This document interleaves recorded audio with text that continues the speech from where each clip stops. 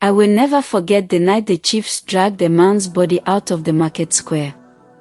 His face was pale, and his hands were stiff, holding on to the small wooden scale he had used for years. That was the night everyone in our town learned that honesty can save a man's soul, but greed will bury it in shame.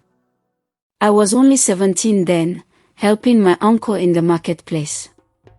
Otu, our town, was famous for its bustling market. Every 4 days, traders from faraway villages came with baskets of yams, cassava tied in bundles, kegs of palm oil, and colorful cloth.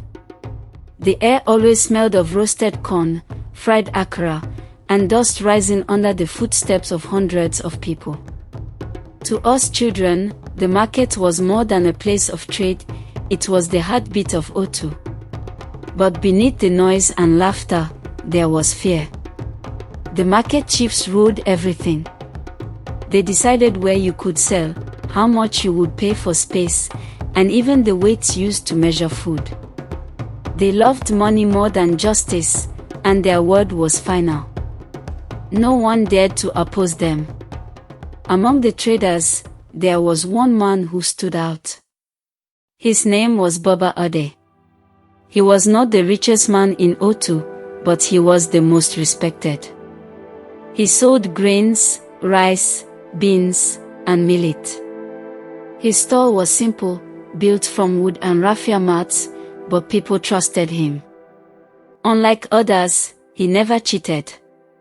His old wooden scale and small iron measures, inherited from his father, were his pride. Whenever he poured rice into the calabash, you knew you were getting the exact measure you paid for. An honest man may be poor, he always said, but his children will never beg. But his honesty made him enemies. The chiefs had a secret. The iron weights they supplied to traders were made heavier than they looked. A measure that was supposed to be 1 derrica was in truth less, so buyers paid full price but received less grain. The difference filled the chiefs' pockets. Most traders went along, afraid of punishment. But Baba Ade refused. "Old man," the chiefs warned him, "you cannot survive if you go against us. Use our weights, or you will see." But Baba Ade only smiled. "I will not sell lies." At first, nothing happened. In fact, his stall became the busiest. Customers came from far villages just to buy from him. While other traders sat idly, Baba Ade's calabashes emptied quickly. This made the other traders bitter, and their whispers fed the anger of the chiefs. Then came the day of reckoning. It was late evening. The sun had sunk low, painting the sky red. Just as people were packing their goods, the chiefs appeared. They wore red wrappers tied tightly around their waists, their chests bare, and in their hands were carved sticks. Their faces were hard like stone. The whole market froze. "Bring him," the head chief roared. 2 men grabbed Baba Ade and dragged him to the center. My heart pounded. My uncle gripped my hand and whispered, "Don't speak. Just watch." The head chief's voice thundered. "This man is proud. He defies the market law. He spoils trade with his false humility. He must be punished." The crowd murmured, but no one dared step forward. Another chief raised his stick. "He uses witchcraft. That is why buyers run to him." The word witchcraft cut through the air like a knife.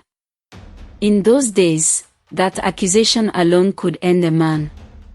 But Baba Ade stood tall. His lips trembled, but his voice was steady. "I am no witch. I only sell with honest hands. If truth is witchcraft, then so be it." Gasps filled the square. The chiefs' faces darkened. With a shout, they dragged him away, beating him as they went. We all watched, frozen in fear. Not even one trader spoke for him. Not even my uncle. That night, they left him near the edge of the village, beaten and broken. By morning, he was gone. Some said he had died. Others whispered he had fled to another town. Nobody truly knew. But 2 weeks later, strange things began. The head chief's eldest son collapsed after eating a bowl of rice. The doctor said it was poison, but no poison was ever found. Days later, another chief's wife fell mysteriously ill. Then another chief lost his farmland to fire. One by one, misfortune struck them, children dying young, livestock refusing to eat, voices that once commanded fear now weak and trembling. The market itself seemed to rebel.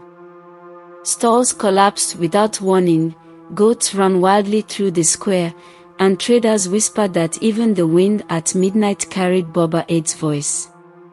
Some said his honesty had called down judgment. Others claimed the gods themselves had risen to defend his name. Whatever the truth, the chiefs grew old quickly, their backs bent, their power fading into nothing. Years later, when I became a trader, I remembered Baba Ode. I remembered the wooden scale clutched in his hand, the calm in his eyes as he faced the chiefs. "If I cheat, I cannot sleep," he once told me when I bought beans from him. So I, too, chose honesty.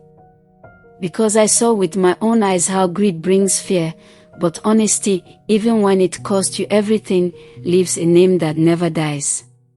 Thank you so much for watching. Please, if you enjoyed this video, please consider like, share and subscribe so you can catch all the upcoming videos.